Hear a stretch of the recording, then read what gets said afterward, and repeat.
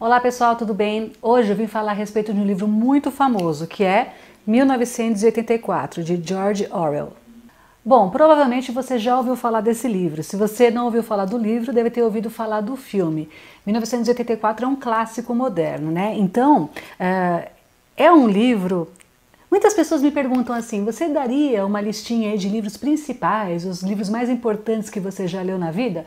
Então, para quem fez essa pergunta, esse livro aqui certamente estaria nessa lista, tá? Pelo menos no top 5 dos livros mais importantes que eu já li. Eu demorei para ler esse livro, li recentemente, nunca tinha lido o livro antes, já tinha assistido ao filme, já sabia do que se tratava, já tinha assistido a milhões de resenhas, pessoas discutindo, debates e não sei o que, mas a obra em si eu não tinha lido ainda, o que é uma vergonha, confesso, admito.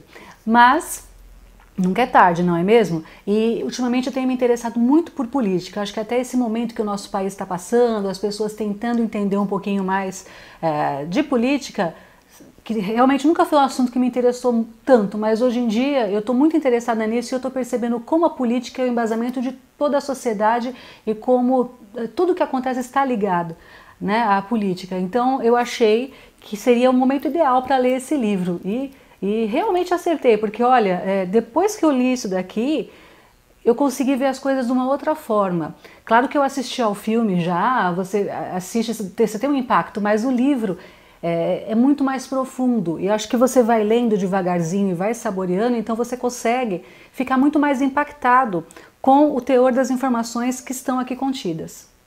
Vale a pena ressaltar que isso daqui é uma resenha, não é um resumo, tá? Então é uma resenha crítica, eu vou falar o que eu achei da obra sem dar spoiler e vou falar o que isso mudou na minha vida, tá? Não é um resumo. Então vamos falar um pouquinho sobre a obra em si. O George Orwell é o pseudônimo do Eric Arthur Blair, tá? Que é um jornalista e morreu já, claro. E ele publicou essa obra aqui em 1949. Inclusive ele morreu acho que 2 anos depois ou 1 ano depois de ter publicado essa obra. E em 1949 tinha acabado ali, né, há pouco tempo a Segunda Guerra Mundial. O mundo foi dividido em países capitalistas e países socialistas barra comunistas, né? A gente sabe disso, tivemos a Guerra Fria aí por muitos anos. E o que eu achei incrível nisso daqui é que o George Orwell ele tinha uma visão tão apavorante, assim, tão exata e tão lúcida do que estava acontecendo no mundo, que dá a impressão que ele era um informante de algum lugar e estava sabendo mais do que os outros. Porque hoje em dia, quando você vai estudar história, em fontes que não estejam contaminadas, claro, né? Aqui no Brasil é bem difícil você ter uma visão isenta das coisas quando você vai estudar esses assuntos. Então, você percebe que ele sabia de muita coisa, que ou ele era um médium e muito esperto, ou sei lá o quê, ou ele sabia de alguma coisa, porque é muito exata a versão que ele dá dos acontecimentos, né? Não é apenas uma distopia. Uma distopia é aquele gênero que projeta o futuro, né? Cria ali uma aventura no futuro de maneira caótica, um futuro horroroso, onde a Terra vai ser péssima e os seres humanos vão ser escravizados e tudo vai dar errado. Então, essa distopia está até famosa, né? Esse negócio de distopia hoje em dia. Tem os jovens gostam bastante desse tipo de literatura. Mas quando você olha assim, você fala, meu, em 1949 tinha acabado ali, né, a Segunda Guerra Mundial, tava aquela polarização, como é que o cara podia saber de tanta coisa? Então, falando um pouquinho dele, ele lutou ali na Guerra Civil Espanhola, né, e ele era um socialista ideologicamente, ele acreditava no socialismo e todas aquelas coisas bonitas que o socialismo teórico prega. Mas quando ele foi na Guerra Civil Espanhola ali, ele foi lutar e ele viu o que era o socialismo de perto, o stalinismo, ele ficou revoltado e ficou chocado, porque era muito diferente da pregação ideológica o que estava acontecendo ali na prática, né? A matança de pessoas, aquela intolerância, aquele totalitarismo no governo, né? Aquela ditadura mesmo socialista. Então ele ficou bastante chocado e ele resolveu escrever esse livro aqui, eu acho, para denunciar isso, para mostrar a própria inconsistência do sistema socialista. Então eu acho que, eu tô achando aqui, tá gente, tô ventilando, eu acho que ele ficou tão decepcionado que ele resolveu criar um livro crítico, né? Uma história para criticar o stalinismo que estava assolando ali vários países na época. Então, o personagem principal desse livro é o Winston Smith. Ele é um cara, porque assim, o mundo, né, que ele coloca aqui em 1984, em 1949 ele projeta como seria o mundo em 1984, como estariam os países e as pessoas vivendo, né, em 1984. Então, ele coloca lá que o mundo seria dividido em 3 grandes blocos, né, e que esses blocos teriam governos totalitários. Então, tudo é controlado pelo partido. E ele, quando você vai lendo, você percebe que é uma alusão ao Partido Comunista de Stalin. E tudo é controlado pelo partido, você é vigiado 24 horas por dia por câmeras, né, que eles chamam de teletela, que são câmeras que, além de filmarem você, ainda conseguem falar com você, é como se fosse uma videoconferência. Então você é vigiado o tempo todo, no banheiro, quando você está dormindo, inclusive ele disfarça muitas expressões faciais, porque se alguém ali pegasse ele fazendo uma expressão facial de angústia, de tristeza, de enfado, de qualquer coisa, ele seria chamado para prestar esclarecimentos, né? Porque não podia, você não poderia ter sentimentos muito discrepantes ali, que todo mundo tinha que ser feliz e normal, né? Então, numa tentativa mesmo de desumanizar as pessoas. E a figura principal desse partido totalitário, desse partido que era uma ditadura, era o Big Brother, que é o grande irmão. E daí veio o nome do programa, né? Que é um programa onde a pessoa fica fechada ali numa casa e com várias câmeras vigiando. E o Big Brother, que é o diretor ali, meio que controlando a interação entre as pessoas. Então, o programa, né? O nome do programa saiu daí. Então a pessoa vive uma vida péssima, onde todo mundo é mais ou menos igual, né? Mais ou menos igual. É claro que as pessoas que estão ali no alto escalão do partido têm grandes privilégios, mas as pessoas que estão ali, que são mais normaizinhas, que são filiadas ao partido, que trabalham para o partido e são mais normaizinhas, elas têm comem comida horrível, moram num lugar insalubre, a água é ruim, tudo é ruim, entendeu? Porque tudo é igual.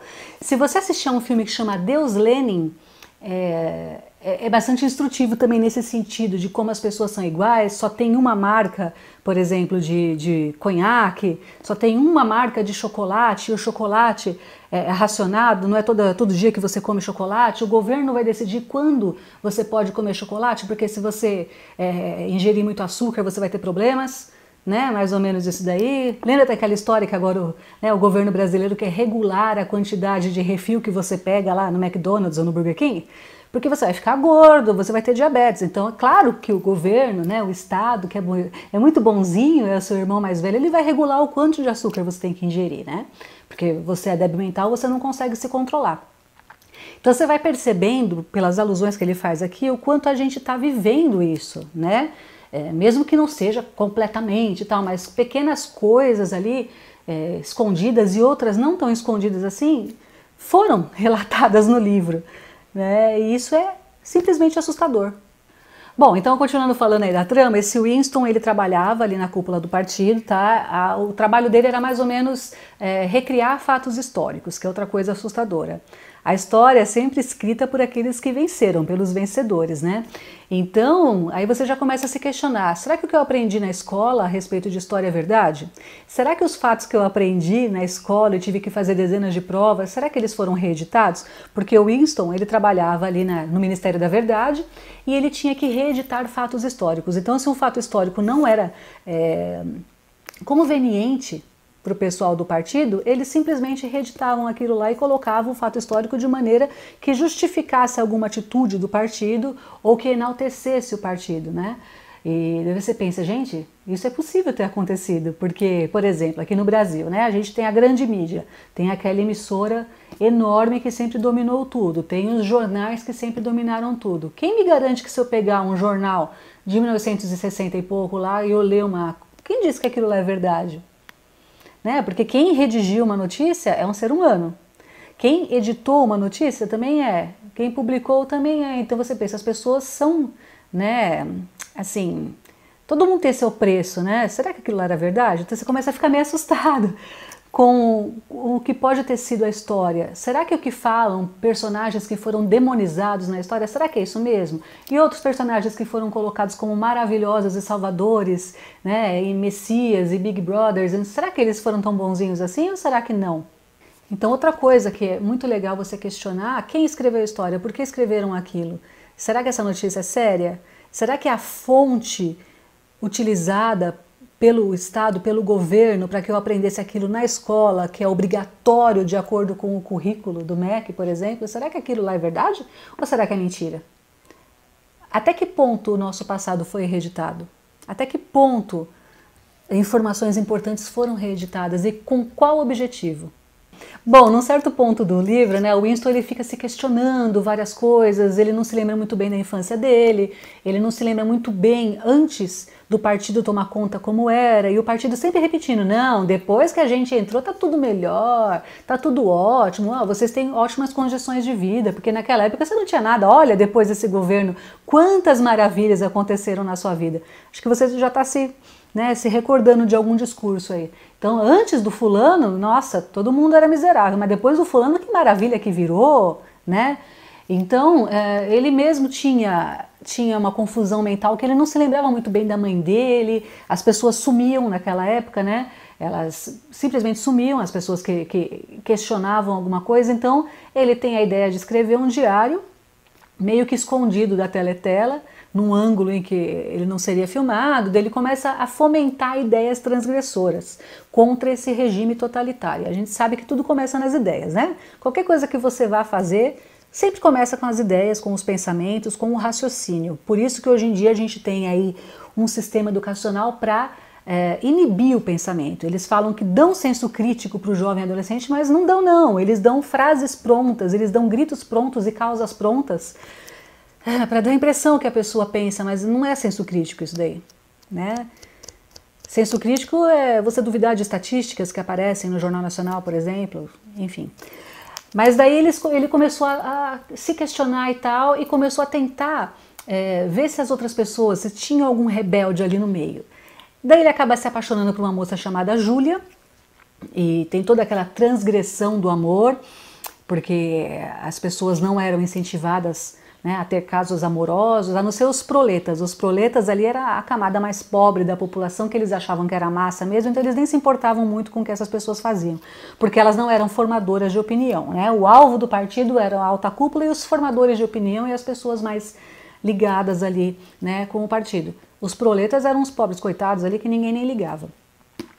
E daí ele começa a ter um caso com essa Júlia, arrumou um cafofo escondido lá e tal, e começa a tentar achar pessoas que discordem do regime assim como ele. E ele percebe que um cara da alta cúpula do partido chamado O'Brien discorda. E eles começam a meio que fazer uma trama ali para derrubar o partido, tá? Então daqui para frente eu não vou contar porque eu não vou dar spoiler, certo? Então você leia o livro se você quiser saber o final. E é interessantíssimo você ir lendo isso daqui, é muito bem escrito, tá? É uma leitura muito prazerosa, você vai ler, você vai se empolgar, não é uma leitura cansativa, chata, é bem gostoso de ler esse livro aqui, e você vai fazendo analogias com muitas coisas, especialmente se você gosta de acompanhar, né, notícias políticas.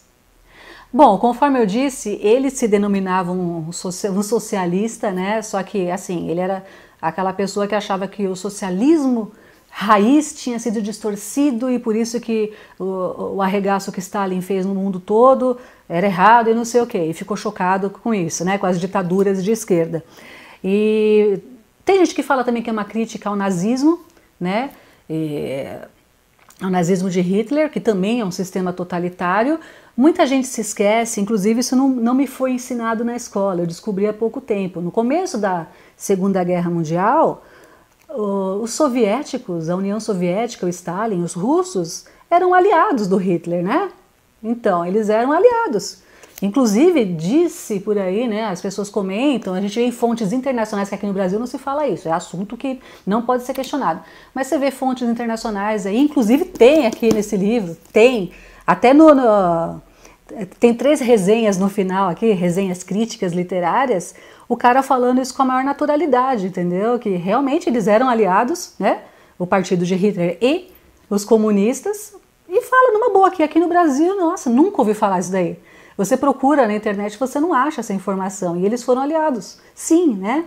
E Inclusive tem gente que fala que foram os comunistas que financiaram o exército de Hitler para que ele conseguisse fazer tantas matanças. Eles só pararam de ser aliados quando Hitler resolveu invadir a Rússia lá, e daí eles tretaram entre si, e daí a União Soviética foi apoiar os aliados contra Hitler, mas até então eram muito amigos. E no livro isso é dito assim, né, que a Eurásia estava em guerra contra a Lestásia e a Oceânia era aliada. Não, mas não foi isso. Então não é legal falar isso historicamente. Vamos alterar essa aliança que eles tiveram.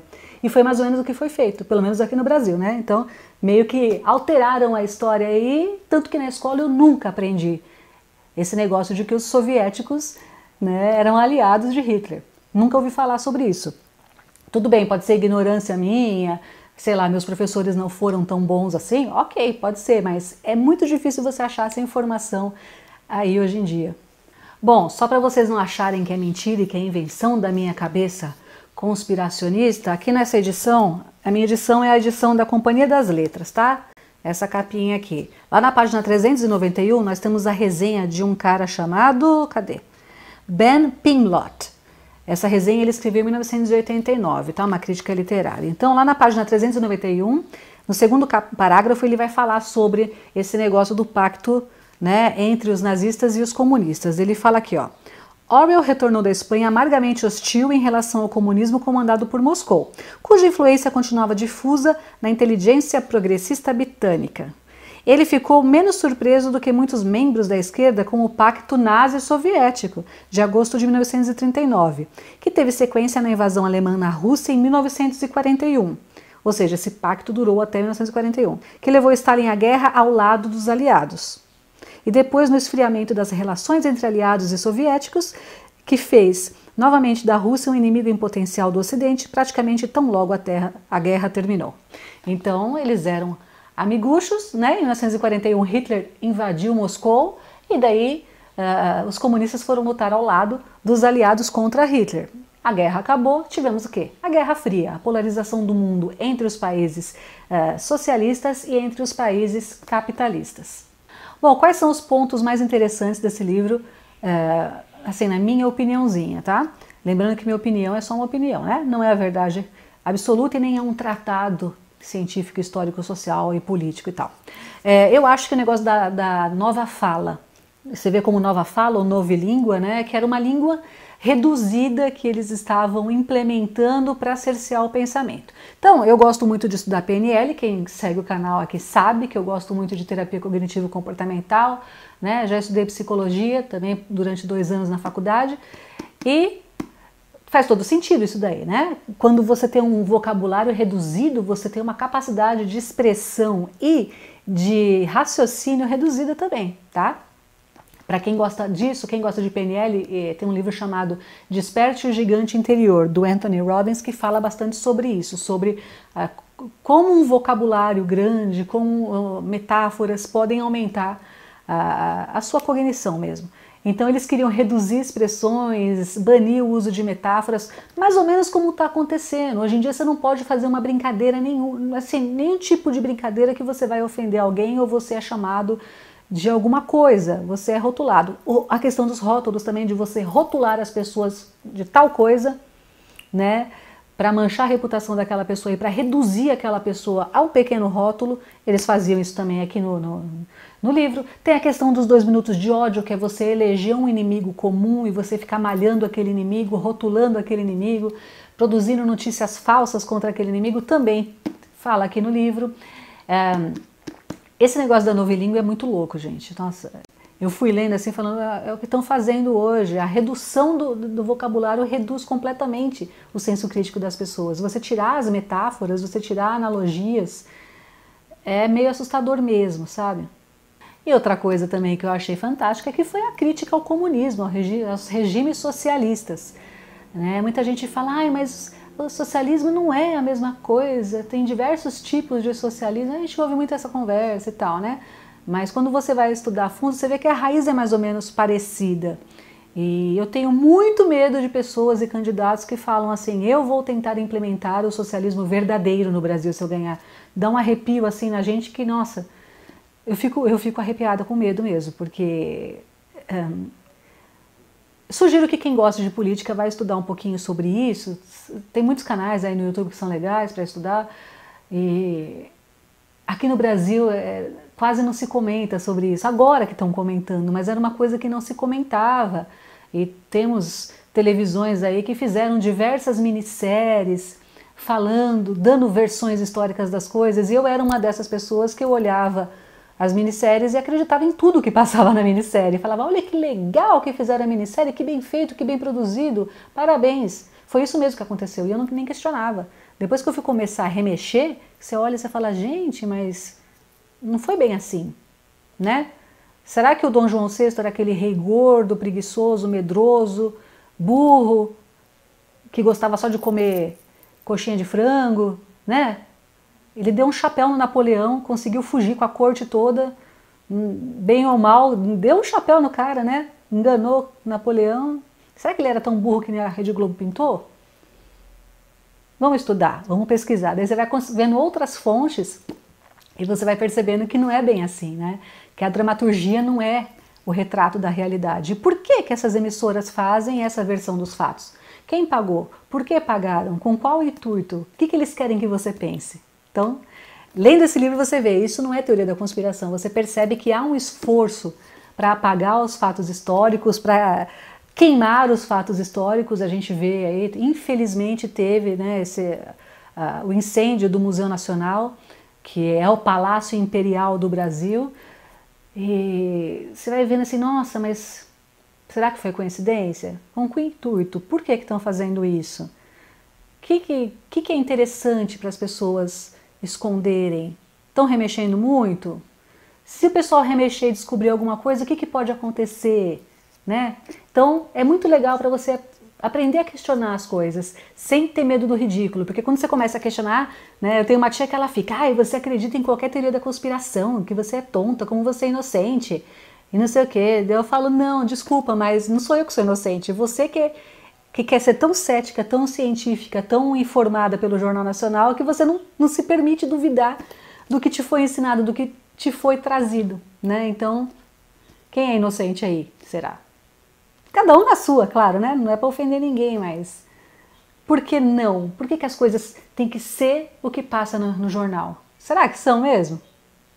E também o que é muito interessante é escancarar a podridão da imprensa, tá? Não só da imprensa, da grande mídia, dos canais de televisão, de rádio, mas também de alguns canais do YouTube, de alguns blogs, de algumas páginas lacradoras do Facebook que são, né, que está provado, recebeu fomento governamental, recebeu recursos da União, que é o quê? Recursos da União, recebeu dinheiro do governo para fazer propaganda que o governo quer. Então, será que aquela página que você curte tanto, que tem mensagens tão legais, de onde sai o dinheiro dela? Quem pagou? Por quê? Aquela informação é verdadeira? A quem beneficia aquele tipo de informação? Será que o fulano de tal é tão ruim assim? Será que o ciclano de tal é tão ruim assim?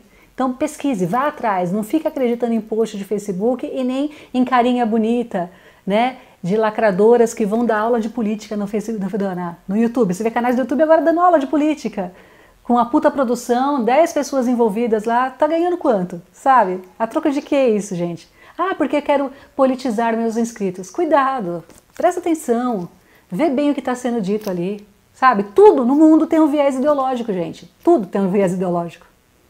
E para terminar, eu vou falar dos pós-fácios aqui, como eu falei, são 3 resenhas, tá? A que mais me agradou aqui são 3, escritas em anos diferentes. Então tem do Erich Fromm. O Erich Fromm eu já conhecia bem, porque tem um livro dele que chama Arte de Amar, que eu li na faculdade de psicologia até. Foi escrito em 1961. Então eu gostei dessa resenha dele. Tem dessa Ben Pinglot, que é esse cara aí de 1989. E tem de um outro cara aqui, cadê? Deixa eu ver se eu acho. Que foi escrita... Thomas Pynchon, não sei, 2003, tá? Então cada resenha é bem diferente uma da outra. Em 3 momentos aí do tempo foram escritas resenhas a respeito do livro. Então eu achei interessante também. A que eu mais gostei foi do Erich Fromm, tá? Que ele fala mesmo ali do quanto esse livro aí ele é alegórico, o quanto ele mostra as coisas e o quanto o Orwell ou ele era inteligentíssimo ou ele tinha acesso a informações exclusivas. Porque é tudo muito exato o que está sendo descrito. E eu acredito que o desgosto dele tenha sido bastante a respeito da ideologia socialista. Eu acredito que ele era sincero, acreditava naquilo. Na hora que ele começou a ver que isso é feito por humanos e onde tem gente vai ter confusão, vai ter roubalheira, vai ter mentira, vai ter ganância, vai ter ego, acho que ele ficou bem chateado, tá? Acho que é isso. Bom, tem muito pano pra manga nisso daqui, tá? Eu vou fazer depois um vídeo junto com meu marido, que ele gosta também, pra gente discutir mais a fundo sobre esse livro, mas daí vai ter spoilers, certo? Daí a gente vai falar sobre spoilers, daqui é só uma resenha, pra gente discutir alguns conceitos do livro e fazer umas analogias aí, tá bom? Se você gostou, se você já leu, deixa a sua opinião aqui nos comentários, fala o que você achou. Se você não leu ainda, leia esse livro, porque é de suma importância para que você tenha mais consciência do que está acontecendo no mundo.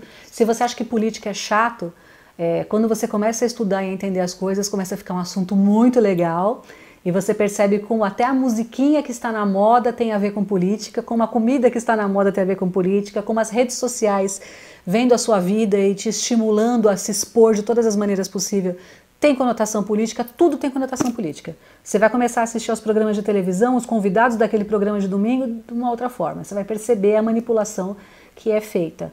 E percebendo, você pode, né, se defender melhor. É isso aí, se você gostou da resenha, já sabe. Deixe seu like, inscreva-se no nosso canal e compartilhe com os seus amigos. Um grande beijo. Leia esse livro. Tchau, tchau.